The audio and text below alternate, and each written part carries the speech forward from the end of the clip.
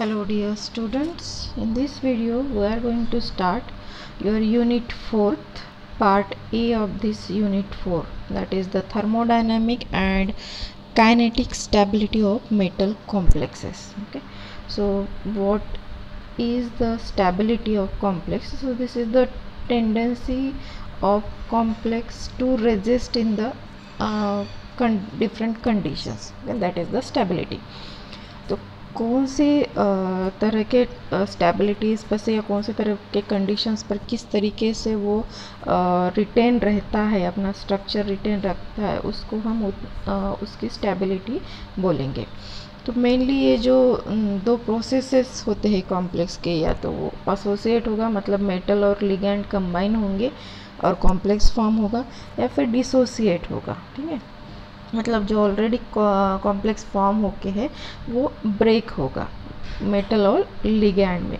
तो इन दोनों प्रोसेसेस की स्टडीज़ करके या फिर इनके रिलेशन में हम बता सकते हैं कि वो कॉम्प्लेक्स कितना स्टेबल है। तो दो टाइप की स्टेबिलिटीज़ हम स्टडी कर सकते हैं, that is the thermodynamic and kinetic stability. तो क्या होते हैं थर्मोडायनामिक स्टेबिलिटी ऑफ कॉम्प्लेक्स? तो पहले देखते हैं ये जो है थर्मोडायनामिक स्टेबिलिटी, इसको हम बोलेंगे कि जब कॉम्प्लेक्स फॉर्म होता है, ठीक है, कॉम्प्लेक्स फॉर्म होने की प्रोसेस में वो एक इक्विलिब्रियम स्टेज अटेंड करता है। मतलब जो रिएक्टेंट्स है वो कंबाइन हो जाएंगे और प्रोडक्ट फॉर्म करेंगे। तो प्रोडक्ट और रिएक्टेंट के बीच में इक्विलिब्रियम जब मेंटेन होता है तो उस टाइम पर वो कॉम्प्लेक्स जो है कितना स्टेबल है वो हम देखेंगे थर्मोडायनामिकली। ठीक है, तो कैसे देखेंगे? उसका जो लॉ ऑफ मास एक्शन है वो अप्लाई करेंगे और उसकी इक्विलिब्रियम कांस्टेंट की वैल्यू हम निकालेंगे। ठीक है, तो उसके लिए हमें कॉन्सेंट्रेशन ऑफ रिएक्टेंट्स और concentration of products equilibrium stage पर पता होने चाहिए। विद एग्जांपल देखते हैं इसको।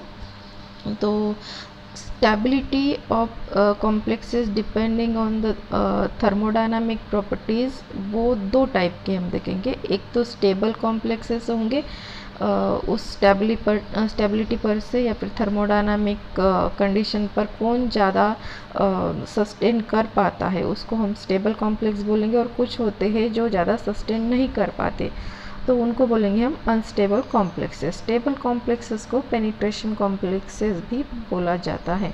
मतलब अगर इन कॉम्प्लेक्सेस को अगर हम एसिडिक सॉल्यूशन में रख दे तो वो अपनी जो आइडेंटिटी है वो रिटेन करते हैं। ठीक है, सॉल्यूशन में ब्रेक नहीं होते वो। लेकिन अनस्टेबल कॉम्प्लेक्सेस जो है वो इजीली डिसोसिएट हो जाते हैं, उनके मॉलिक्यूल्स ब्रेक हो जाते हैं। ठीक है, मतलब जो कॉम्प्लेक्स फॉर्म हो गया है वो फिर से मेटल और लिगैंड में कन्वर्ट हो जाएंगे। ज़्यादा क्वांटिटी में वहाँ पर मेटल और लिगैंड का कॉन्सेंट्रेशन रहेगा as compare to the concentration of the complex. Okay, तो ये जो थर्मोडायनामिक स्टेबिलिटी है उसको में एक्सप्रेस करेंगे हम इक्विलिब्रियम कांस्टेंट के टर्म में। तो कैसे निकालते हैं इक्विलिब्रियम कांस्टेंट, देखते हैं उसको। जैसे एक एग्जांपल लिया गया है यहाँ पर, कॉपर और अमोनिया, इनका कॉम्प्लेक्स बनाया गया है। ठीक है, कॉपर के आयन है Cl2+ और ये अमोनिया, इनका जब कॉम्प्लेक्स फॉर्म करेंगे तो हमें मिलेगा टेट्रा अमाइन कॉपर 2 आयन। ठीक है, तो ये जब फॉर्म होता है, ये अब यहाँ पर फॉर्मेशन हो गया, उनके बीच में इक्विलिब्रियम मेंटेन हो गया, तब हमने इनके कॉन्सेंट्रेशंस मेजर किए, प्रोडक्ट का भी और रिएक्टेंट्स के भी। यहाँ पर एक ही प्रोडक्ट है और वहाँ पर law of mass action apply करके हमने इक्विलिब्रियम कांस्टेंट फाइंड आउट किया इस रिएक्शन के लिए। क्या फॉर्मूला है इक्विलिब्रियम कांस्टेंट का?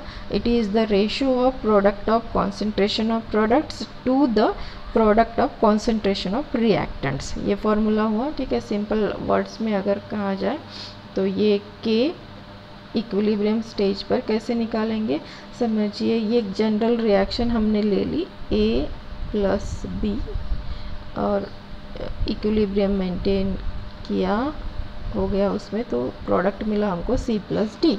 तो यहाँ पर प्रोडक्ट है C एंड D और रिएक्टेंट है A+B। तो क्या मिलेगा हमें as per this law, concentration of C into concentration of D divided by concentration of A into concentration of P, ठीक है। तो ये है law of mass action apply करने पर हमें ये इक्विलिब्रियम कांस्टेंट का फॉर्मूला मिलता है, ठीक है। तो ये हम निकालेंगे इस रिएक्शन के लिए इक्विलिब्रियम कांस्टेंट, तो मिलेगा हमें इस तरीके से। प्रोडक्ट है यहाँ पर ये complex ion that is tetraamine copper 2, उसका कॉन्सेंट्रेशन और उसका रेशो होगा ये रिएक्टेंट के कॉन्सेंट्रेशन के प्रोडक्ट के साथ में, that is the concentration of copper ion and concentration of ammonia, ठीक है। अब यहाँ पर अमोनिया के 4 मोल्स लग रहे हैं, इसलिए यहाँ पर पावर जो है वो 4 दिया गया है, ठीक है। वो जो कॉन्सेंट्रेशन टर्म है उसका पावर 4 लिया जाता है। तो ये मिला हमको इक्वेशन। अब इसकी जितनी ज़्यादा वैल्यू होगी वो कॉम्प्लेक्स उतना ही थर्मोडायनामिकली स्टेबल माना जाएगा। क्यों माना जाएगा? क्योंकि ये वैल्यू जो डिनोमिनेटर की वैल्यू है वो अगर कम रहती है, ठीक है, और ये जो न्यूमरेटर की वैल्यू है वो ज़्यादा है, तभी ये Ks की वैल्यू ज़्यादा आएगी, ठीक है। तो न्यूमरेटर की वैल्यू ज़्यादा है, इसका मतलब क्या? कॉम्प्लेक्स का कॉन्सेंट्रेशन ज़्यादा। कॉम्प्लेक्स का कॉन्सेंट्रेशन ज़्यादा, इसका मतलब क्या? कॉम्प्लेक्स स्टेबल है, वो डिसोसिएट नहीं हो रहा है back in the reactants, okay. तो ये डिसाइड करेगा इसकी वैल्यू, Ks की वैल्यू, कि कॉम्प्लेक्स की स्टेबिलिटी कितनी है। जितनी ज़्यादा Ks की वैल्यू उतना ज़्यादा वो कॉम्प्लेक्स स्टेबल। फॉर एग्जांपल यहाँ पर देखते हैं, ये Ks की वैल्यू है इस कॉम्प्लेक्स के लिए, दैट इज़ टेट्रामाइन कॉपर 2 के लिए, दैट इज़ 4.5 × 10⁻21। वही कॉपर का ही दूसरा कॉम्प्लेक्स बना है साइनो टेट्रासाइनो कॉपर 2 क्यूपरेट 2, ओके। सो तो उसकी Ks की वैल्यू है 2 × 10⁻27। तो ये ऑब्वियसली इस वैल्यू से कम है, ठीक है। तो ये जो है सेकंड वाला complex is less stable then the first one. So this is the thermodynamic stability. तो हम ये बोलेंगे कि जो काइनेटिक स्टेबिलिटी है, अब देखते हैं उस काइनेटिक स्टेबिलिटी। इस काइनेटिक स्टेबिलिटी में क्या होगा? तो काइनेटिक स्टेबिलिटी ये मेनली स्पीड जो है कॉम्प्लेक्स फॉर्म करने की और इक्विलिब्रियम अटेन करने की, उससे रिलेटेड है। कितनी स्पीडली वो कॉम्प्लेक्स फॉर्म होता है और इक्विलिब्रियम अटेन करता है, दैट इज़ द जो रेट है रिएक्शन का, वो हम इसमें अप्लाई करेंगे, कितना रेट से वो फॉर्म होता है। तो उससे भी 2 टाइप्स के कॉम्प्लेक्सेस हमको मिलेंगे, एक लेबाइल कॉम्प्लेक्सेस और दूसरा इनर्ट कॉम्प्लेक्सेस। इनर्ट का मीनिंग ये होता है कि ज़्यादा रिएक्टिव ना हो वो, ठीक है। तो लेबाइल कॉम्प्लेक्सेस और इनर्ट कॉम्प्लेक्सेस ये 2 टाइप होते हैं।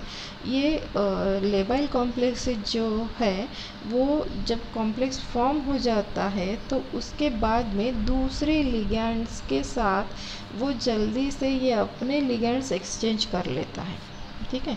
तो ये ऐसे कॉम्प्लेक्सेस को बोलते हैं लेबाइल कॉम्प्लेक्सेस, ओके। जो उसका कोऑर्डिनेशन स्पेयर है वहाँ से वो लिगैंड निकल के दूसरे लिगैंड उसके पहले वाले लिगैंड्स को रिप्लेस कर देते हैं। तो ऐसे कॉम्प्लेक्सेस को बोलते हैं लेबाइल कॉम्प्लेक्सेस। और ये काइनेटिकली जो कॉम्प्लेक्सेस है वो अनस्टेबल होते हैं, ठीक है।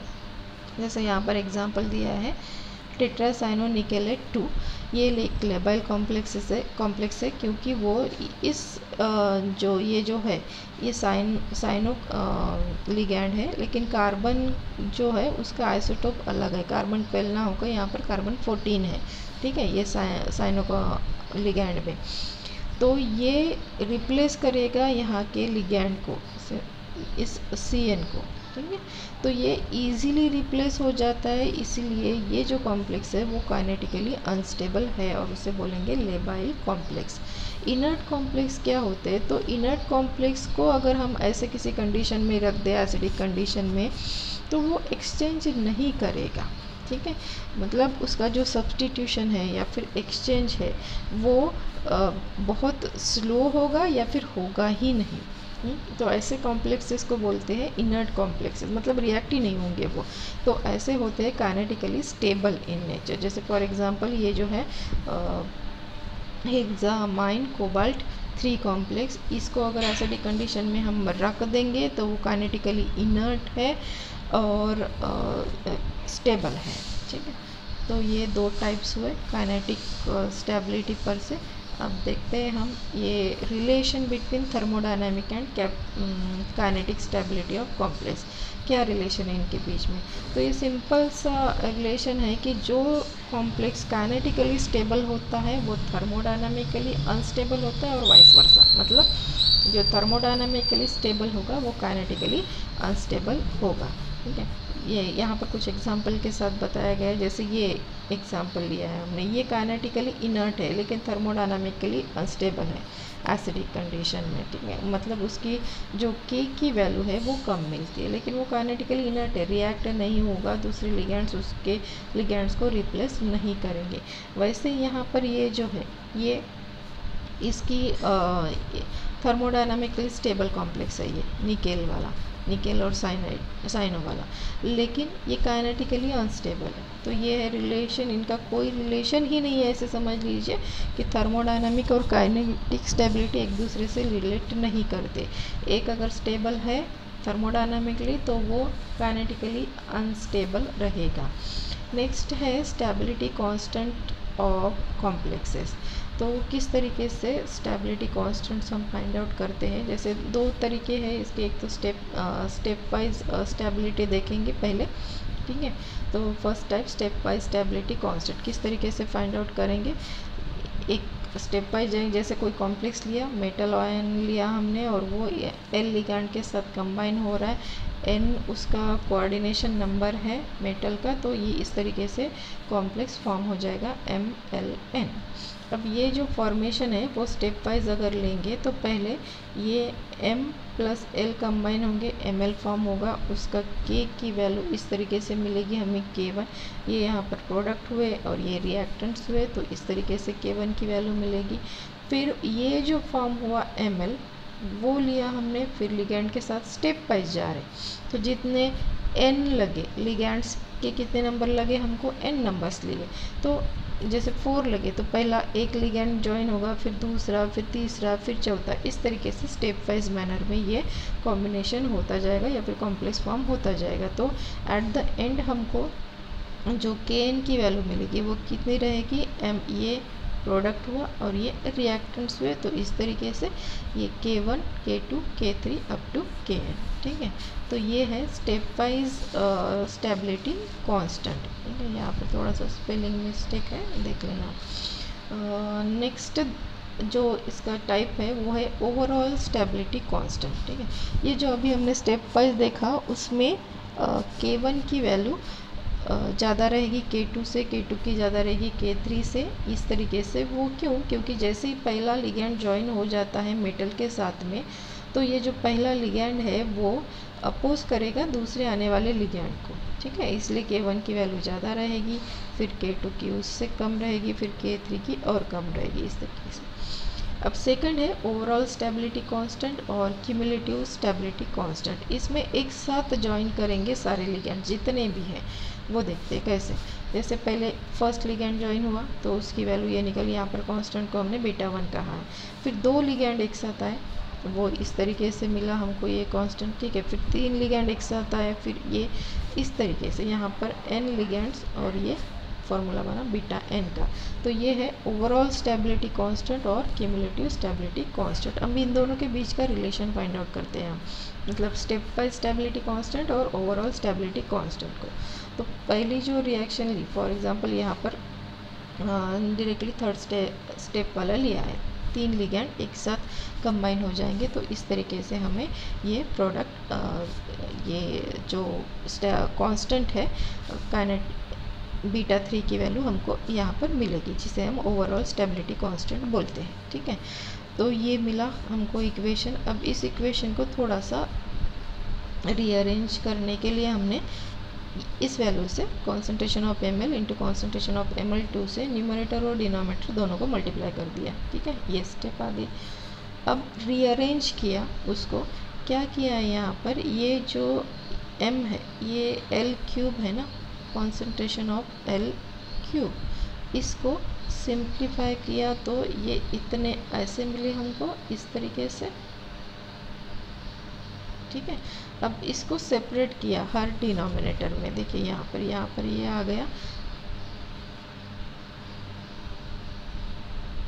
ये है, ये और ये, ठीक है, इस तरीके से। अब ये जो है पहले m के साथ में दिया, फिर ml के साथ में लिया, और फिर mld के साथ में लिया, और जो ऊपर वाला है हमने समझ लीजिए सीरीज़ में लगा लिया हमने ml, ml2 और ml3 इस तरीके से। अब आप अगर यहाँ पर देखेंगे हमने जो पहले वाले कॉन्स्टेंट्स देखे थे, तो ये k1 की वैल्यू है, ये k2 की और ये k3 की, मतलब β3 इक्वल टू कितना बना, फिर β3 इक्वल टू बना k1 into k2 into k3। तो ये हुआ इनके बीच का रिलेशन, ठीक है। कैसे आया फिर ये इक्वेशन हमें, β1 हो जाएगा इक्वल टू k1, β2 हो जाएगा k1 इंटू k2, β3 हो जाएगा k1 into k2 into k3। तो उस हिसाब से देखें तो βn की वैल्यू कितनी हो जाएगी, k1 into k2 into k3 up to kn। तो इस पर से हम ये इक्वेशन बना सकते हैं βn के लिए। यहाँ पर अगर ये आपको नई टर्म लग रही है तो इसको आप इजीली याद रखने के लिए आप इसको इस तरीके से भी लिख सकते हैं, beta n is equal to summation of n is equal to 1 to N is equal to i k n, ठीक। तो इस तरीके से आप यहाँ पर N is equal to N भी ले सकते हैं, N is equal to 1 to N is equal to 1 के एन। तो ये इक्वेशन आप बीटा एन का बना सकते हैं। ये आपने मैथमेटिक्स में बहुत बार ये इक्वेशन देखा होगा, ठीक है। तो ये रिलेशन हुआ ओवरऑल क्यूमुलेटिव कांस्टेंट में और स्टेप वाइज कांस्टेंट में, ठीक है।